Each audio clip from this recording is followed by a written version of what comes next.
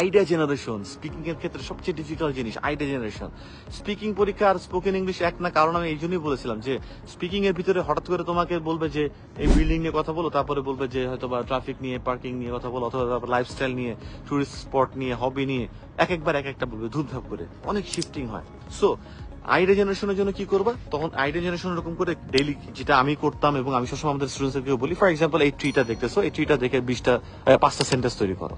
এটা কেমন দেখতে, কিরকম, কত বড়, ঠিক আছে, এটাকে গ্রিন নাকি, এটা লিফ কিরকম আছে, এখন লিফ বলবো নাকি লিভস বলবো, পাতা একটা নাকি অনেকগুলো পাতা, এই। এরপর সাইকেলটা গেল, সাইকেলটা নিয়ে ও কেমনে চালাচ্ছে, মানে how is he riding the bike, এখানে বাইক বলে সাইকেলকে। সো এটার আলটিমেটলি একটা জায়গা। তারপর পানি নিয়ে কিছু বলো, যা দেখতেছো এভরিডে 20 টপিক সিলেক্ট করবা।